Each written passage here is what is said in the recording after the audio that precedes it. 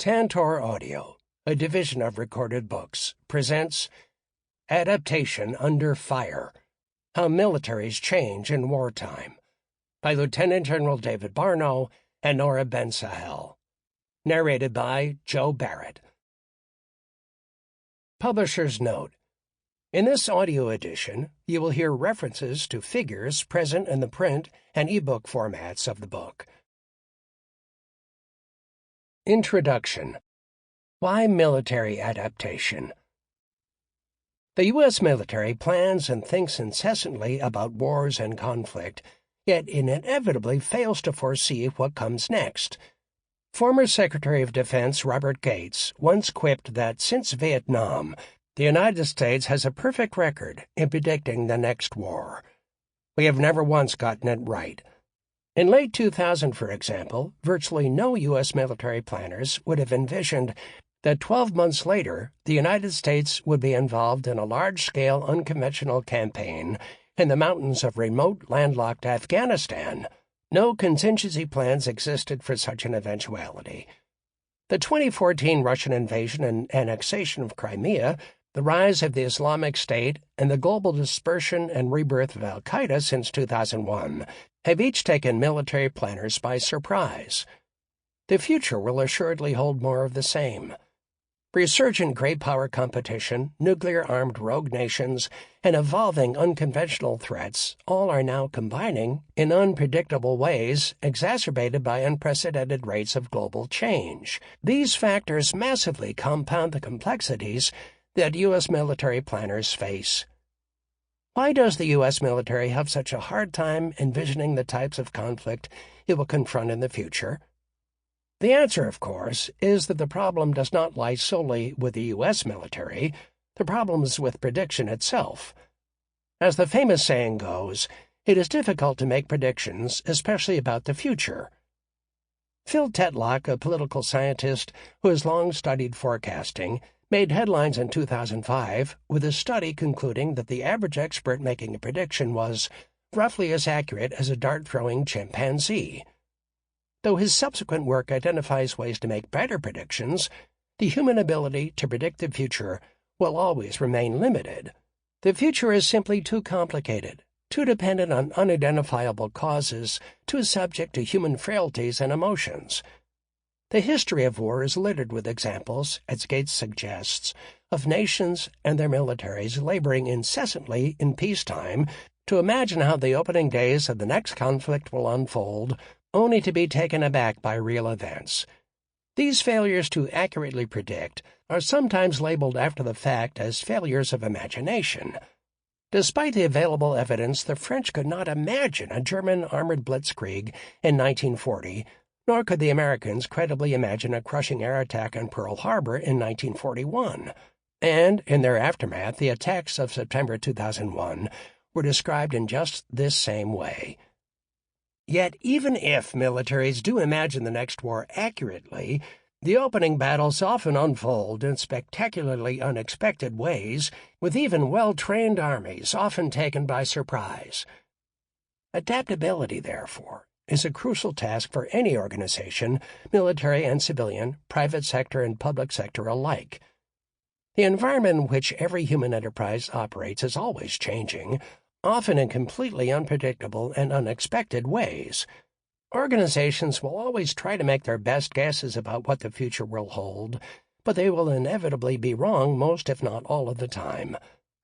What matters most, then, is the ability to successfully adapt to unforeseen circumstances as they arise. This is even more true for militaries than other types of organizations, since the consequences can be existential. As the eminent military historian Sir Michael Howard once argued about doctrine, I am tempted to declare dogmatically that whatever doctrine the armed forces are working on now, they have got it wrong. I am also tempted to declare that it does not matter that they have got it wrong. What matters is their capacity to get it right quickly when the moment arrives. Given the impossibility of accurate prediction, how can the U.S. military best prepare for its future conflicts? Without question, the U.S. military must continue to plan. Militaries have historically made detailed plans for possible future wars for two reasons. First, they need to make decisions about how to train, organize, and equip their forces today. Those decisions simply cannot be deferred until the next war unfolds. Second, the planning process itself has value. As Dwight Eisenhower once remarked, "Plans are worthless, but planning is everything." Through planning, militaries gain important insights about their adversaries, the terrain upon which they might have to fight, and the uses of the weaponry they may need to employ. Even if imperfect, pre-war planning usually provides a better starting point for entering the next conflict than no plans at all. Still, the clash of arms always reveals the unexpected. First, battles are often punctuated by one and sometimes both antagonists reeling from the new and unforeseen. Surprising uses of weaponry, outmoded tactics, wrong-headed strategy, inflexible leadership, or an unanticipated farrago of these factors frequently produce disruptive shocks on the battlefield. In concert, these opening blows shape the character of the war in ways that untested pre-war assumptions often fail to anticipate. Militaries risk defeat if they cannot successfully adapt to the battlefield changes unfolding around them, and defeat carries a heavy, immediate, and at times existential price for armies and nations alike. Adaptability is, and has always been, an essential attribute of successful military forces. But there are good reasons to expect that adaptability will become even more important during future conflicts. First and foremost, we are living in a time of great strategic uncertainty. For the first time in decades, the United States is facing the rise of major power competitors, some of whom are armed with vast economic resources, advanced military and civilian technologies, and the willingness to invest in first-rate military power. At the same time, both states and non-state actors are increasingly operating in the space between peace and war, in what is often called the gray zone.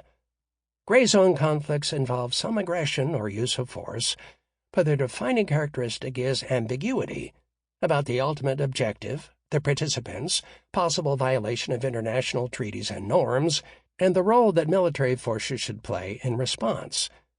Gray zone adversaries can employ subversion, malicious social media, and sophisticated indirect attacks through cyber disruptions and radicalized individuals to undermine adversaries and achieve political objectives.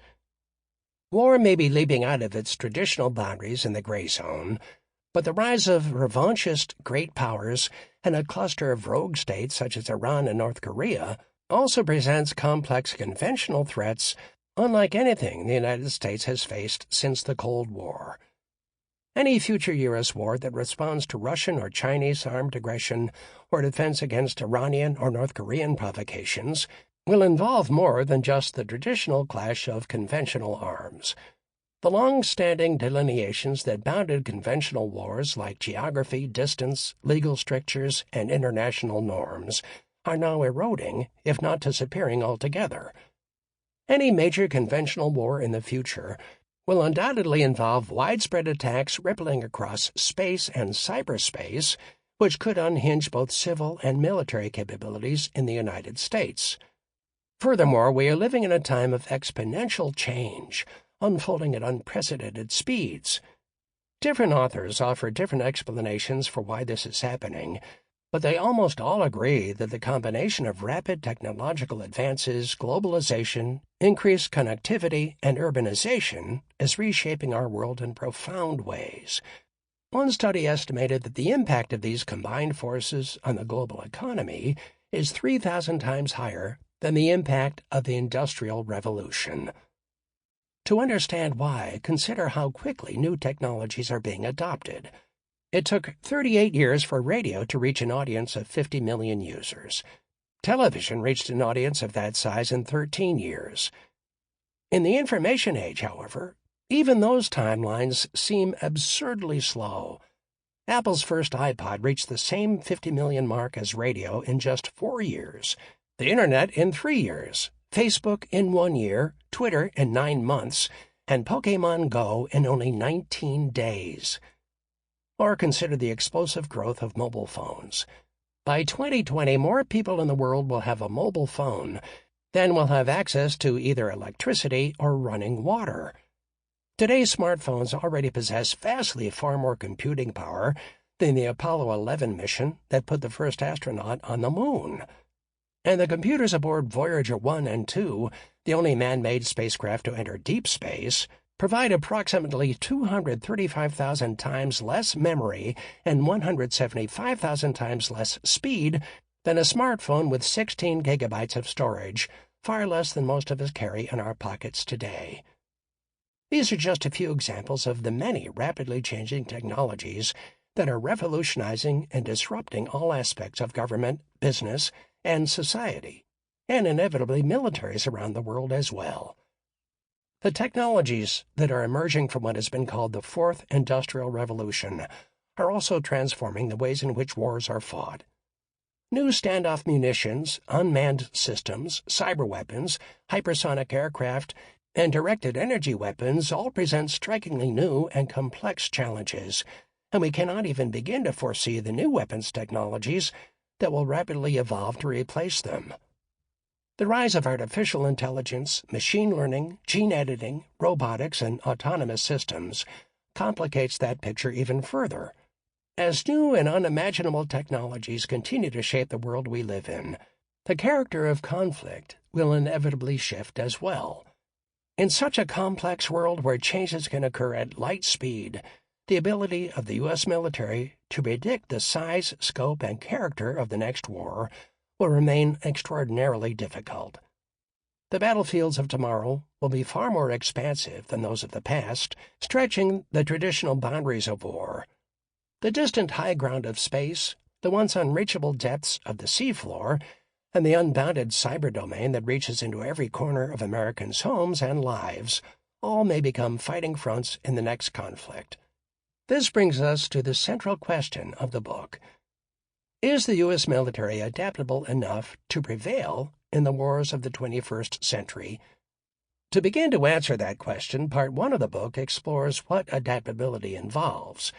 Chapter 1 starts by defining what we mean by adaptation and identifies the three critical components of wartime adaptability: doctrine, technology, and leadership, which frame the rest of our analysis and recommendations. Chapters 2, 3, and 4 examine each of these components in more detail and provide some historical examples to illustrate the dynamics of both successful and unsuccessful adaptation. Although important examples exist throughout military history, our illustrations in these chapters come from the 20th century, which ushered in the advent of modern warfare. We also include at least one instance in each chapter of adaptation in foreign militaries as well. Although most of this book focuses on the U.S. experience, these dynamics have broader applicability and will significantly affect other nations' armed forces as well. Part 2 uses the analytic framework of doctrine, technology, and leadership to understand U.S. military adaptation, or the lack thereof, during the recent wars in Iraq and Afghanistan. The sections on Iraq in chapters 5 through 8 are generally longer than those on Afghanistan, because much more analysis has been done and far more published about that war. But the experiences in Afghanistan are equally important for examining the future, since both of these wars have cast a deep shadow over America's armed forces. The U.S. military's track record in adapting to these prolonged, unconventional conflicts is decidedly mixed. It includes some stunning successes, but also some painful failures that unnecessarily cost the lives of many U.S. soldiers in both wars. In the case of Iraq, it brought the United States to the brink of outright defeat. Part 3 then returns to our central question, examining whether the U.S. military is sufficiently adaptable for the wars of the future. Chapter 9 examines the future threat environment that the U.S. military is likely to confront. We argue that the exponential rates of change will make it even more difficult to prepare effectively for future conflicts, which means that the gap between the war that was predicted and the real war that erupts, what we call the adaptation gap, will only continue to grow. Chapter 10 assesses the adaptability of the U.S. military today in each of the three key areas of doctrine, technology, and leadership, and delivers some sobering findings. Chapter 11 concludes with some recommendations that we offer to help improve U.S. military adaptability. Although effective adaptation poses a profound challenge for all of the military services, this book focuses exclusively on land forces. We made this decision for two reasons, one practical and one theoretical. First, the outcomes of war are almost always decided on land. Wars are always fought for political ends, which are nearly always wrapped up in control of boundaries, territory, and populations. Populations also entirely reside on land, requiring militaries to control and dominate the land domain in order to win wars. The air and sea domains have only rarely proven decisive in past conflicts, and we believe that will likely remain the case into the future as well. Even though fighting in future wars will take place at sea and in the air, outer space, and cyberspace, most will still be won or lost in battles to control the land and its people. Thus, this book focuses solely on the adaptability of U.S. ground forces, the Army, the Marines, and Special Operations Forces, because their operations will likely be the most decisive, as well as the most bloody. Our second reason to focus on land forces is theoretical. Military adaptation on land is by far the hardest form of adaptation. Land warfare can involve literally millions of individuals, decisions, and communications nodes that all must be coordinated and synchronized for the military to be able to fight successfully and win. Adaptation in this domain requires identifying, understanding, and disseminating needed changes effectively throughout this vastly complex system, a daunting challenge at any time, let alone amid the incredible pressures and stresses of combat.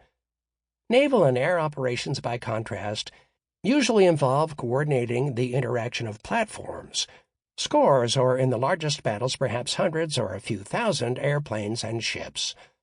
Moreover, the world's burgeoning populations and the countless man-made structures of civilization do not usually directly affect war at sea or war in the air, with each domain remaining relatively open and unhindered by man or his edifices. But the architectures of civilizations and the millions who inhabit them do exert a tremendous influence on land campaigns, making them even more complex. Adaptation in the air and sea domains is by no means easy, but it nevertheless remains substantially less complicated than adaptation on land. That said, we believe the framework and insights in this book will also apply to adaptation at sea and in the air. We leave it to future scholars to explore whether that is correct. Most importantly, however, this book is designed to provide a deeper understanding of why adaptability matters. We aim to help policymakers improve adaptability so that the U.S. Armed Forces, starting with those who fight on land, are as prepared as possible for the challenges they will face in their future wars. Our analysis and suggestions should be relevant for civilian decision-makers in the White House, on Capitol Hill, and in the Pentagon, as well as senior U.S. military leaders. We hope that our analytic framework, analysis, and findings will also prompt a robust discussion on needed changes among those who serve throughout the military today. They will be both the ultimate change agents and beneficiaries of this work. Part 1. A Framework for Analysis. 1. Understanding adaptation. Defining adaptation. What is adaptability? Clearly, it involves more than just change, since organizations change all the time. They change when they hire new employees, purchase new software, or redesign their letterhead. But none of these changes necessarily help an organization adapt to unforeseen circumstances. According to Amy Ziegart, adaptability involves two other elements as well. First, the changes must be of significant magnitude to transform what an organization does or how it does it. Second, and perhaps more importantly, the changes must lead to an improved fit between the organization and the environment in which it operates. The organization must change in ways that keep pace with environmental demands, whatever those might be, and however fast they might develop. Keeping pace, however, means that adaptability is not a one-time thing. An organization cannot simply adapt to one changed circumstance and declare victory, because by the time it has done so, the environment will likely have changed again, and more adaptation will be required. In business, companies continue to change and improve to gain market share on their competitors. In warfare, opponents continue to change and improve in order to fix problems identified in battle and to gain advantages over their adversaries. But as two organization theorists argue, the worst of all possible worlds is for organizations to change themselves frequently with all the upheaval that entails, and yet still fail to keep up with their environment. Adaptability is therefore a dynamic process that must keep up with the rate of change in its environment. That is far more easily said than done. As one former U.S. intelligence official lamented, "There's no point in saying we're going at half the speed of Moore's Law when the world is going at Moore's Law. It's not how fast we've changed, it's how fast we've changed compared to the world." What happens to organizations that cannot adapt effectively? Private sector companies that fail to adapt go out of business, which happens remarkably often. More than 500,000 firms fail each year in the United States, which means that an American company goes out of business approximately once every minute. Most of these are small businesses, but more than 194 large public companies filed for bankruptcy between 2010 and 2016, including former Fortune 500 powerhouses Eastman Kodak, Blockbuster, and Borders. These companies failed to adapt to competition from digital cameras, Netflix, and Amazon, respectively. Government agencies that do not adapt rarely face that same fate because they are extremely hard to eliminate. But politicians can punish them in other ways, such as slashing their budgets and personnel billets. National security agencies that fail to adapt put their citizens at risk, as Zegard argues about the U.S. intelligence community before the 9/11 attacks. And militaries that cannot adapt to unexpected battlefield conditions risk losing their wars or winning at devastating costs. Williamson Murray, who has spent much of his career studying military effectiveness, argues that because militaries cannot accurately predict the next war, one of the foremost attributes of military effectiveness must lie in the ability of armies, navies, or air forces to recognize and adapt to the actual conditions of combat, as well as to the new tactical, operational, and strategic, not to mention political, challenges that war inevitably throws up. In fact, adaptation is so important that scholars Elliot Cohen and John Gooch identify the failure to adapt as one of the three distinct types of military failure. And it is firmly embedded in U.S. military doctrine, which repeatedly stresses the need for adaptive leaders, forces, and training. U.S. Army doctrine, for example, states that the Army stresses the importance of adaptability due to the rapid pace of world events and the dynamic change that occurs across related military operations. It also acknowledges that societal change, evolving security threats, and technological advances require adaptability. Why military adaptation is so difficult? Military adaptation, however, is much easier to talk about in principle than to achieve in practice. Why is this the case? A large part of the reason is that militaries are, by necessity, large bureaucratic organizations, and bureaucracies are notoriously resistant to change. But there are several additional factors that result from the unique mission of fighting and winning wars that make military adaptability an especially challenging problem. Organizational resistance to change. As Stephen Rosen has noted, almost everything we know in theory about large bureaucracies suggests not only that they are hard to change, but that they are designed not to change. At the turn of the last century, the great sociologist Max Weber argued bureaucracies became the dominant form of administration because of their technical superiority over any other form of organization. They offer predictability, continuity, and clarity, among other advantages, and make decisions more quickly than less formal forms of administration or those where decisions require reaching consensus. Taken together, these characteristics enable bureaucracies to simplify an extraordinarily complex environment by reducing uncertainty. The world is a complicated, unpredictable place. For private sector firms, markets change rapidly, innovation makes products obsolete, and staff members are constantly joining and leaving the company. Organizations in the public sector are not subject to the relentless pressure of market forces, of course, but face other challenging uncertainties, like which political party will win the next election and how that will affect their future budgets and priorities. Bureaucracies of all types, therefore, try to minimize uncertainty to the greatest extent possible so they protect their ability to act rationally and achieve their stated objectives. Bureaucracies reduce uncertainty in many ways, such as focusing on short-term problems rather than long-term strategies that require making predictions about the future. But their primary mechanism for doing so involves establishing standard operating procedures, SOPs.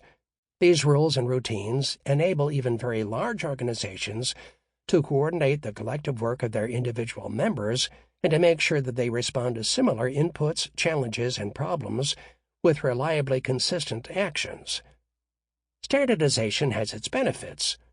To be effective, however, SOPs must be simple, clear, and easy to both teach and learn. In many ways, they are the memory of an organization because they collectively represent all of the decisions the organization has made in the past. Organizations do not have to waste time and resources trying to solve a problem they have had in the past. SOPs enable them to simply do what they did last time.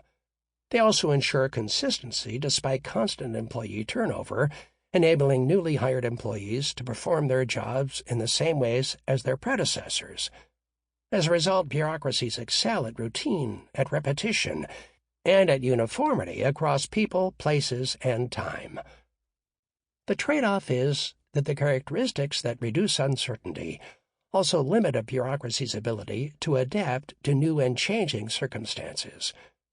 As Zegart writes, the very routines, policies, and norms that improve an organization's reliability and stability reduce prospects for adaptation. Bureaucracies resist change because change increases the uncertainty that they are deliberately designed to avoid. Thus, they usually prefer to stick to the way that they have always done things, even when change could help them function more effectively. This does not mean that adaptation and innovation never occur. An organization that remained exactly the same, no matter what, would not be able to keep up with an inevitably changing environment. A private firm would go out of business. A public agency would face budget cuts and curtailed missions from its political overseers. Militaries would lose wars. But it does mean that change is slow, difficult, usually incremental, and frequently resisted. As Graham Allison argues, the best explanation of an organization's behavior at T is T minus 1. The best prediction of what will happen at T plus 1 is T. This natural organizational tendency is also compounded by individual psychology and social dynamics. Over time, employees develop vested interests in keeping things the way that they are, not just to maintain their own personal power, though that does often occur, but also because they internalize the bureaucracy's norms of behavior. Again, there are positive benefits to this dynamic because it can create a powerful esprit de corps. But every advantage has a corresponding disadvantage. And the trade-off here is that change can become a moral and political problem rather than simply a technical adjustment. As Zegart compellingly notes, with employees viewing proposed changes in moral terms, this is wrong, rather than technical terms, this is not efficient, organizational changes stand little chance. The additional challenges facing militaries. Military organizations suffer from these challenges just like other types of organizations. Since the armed forces that fight most wars are large organizations, militaries necessarily face the problems of bureaucratic adaptation. Yet they also face some additional challenges that go beyond the general problems of bureaucracies. Militaries have a unique purpose that profoundly differentiates them from private companies and even other organizations in the public sector. They are designed to fight and win wars, which involve chance and friction. Their wars involve strategic interaction with an adversary. Their wartime environments are often radically different from their training environments, and they face the potentially existential costs of failure. Taken together, these characteristics make military adaptation a particularly vexing challenge. chance, and friction. As the great military Sample complete. Ready to continue?